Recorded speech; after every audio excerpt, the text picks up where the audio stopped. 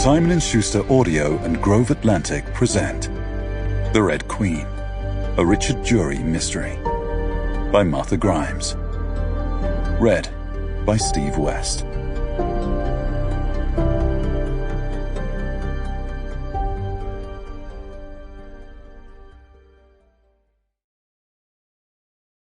Part 1.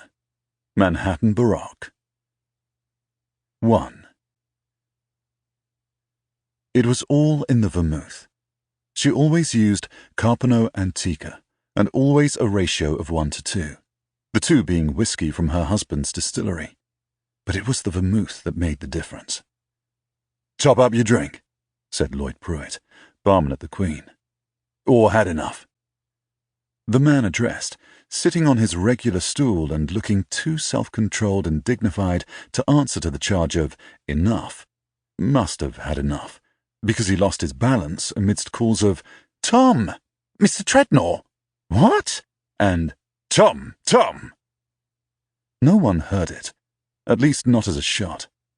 Lloyd Pruitt, bartender and owner, later told the police he had heard something like a popping cork, and couldn't remember selling a bottle of champagne that evening.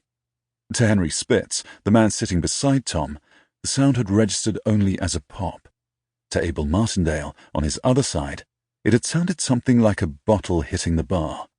Said Mervyn Peake to Detective Inspector Dunstable, "We were just making jokes about the place being painted." He nodded toward the outside. "You know, it's been needing paint for like 100 years.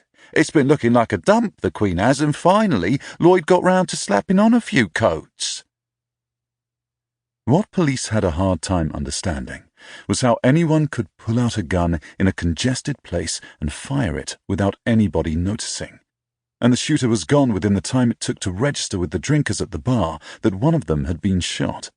Only the gun hadn't been fired inside the pub, they were to discover.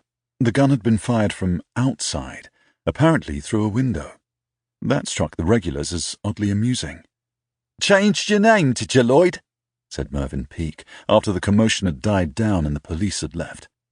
"What the hell you talking about, Mervyn? Name's the same as ever, Lloyd Pruitt." "Not your name, man, the name of the pub." Having dropped the last of the glasses into the soapy water, Lloyd dried his hands and looked at Mervyn in deep puzzlement. "What in hell—" "Hold on," said Mervyn, laughing, as he went out the front door. In another minute he was back. Sample complete. Ready to continue?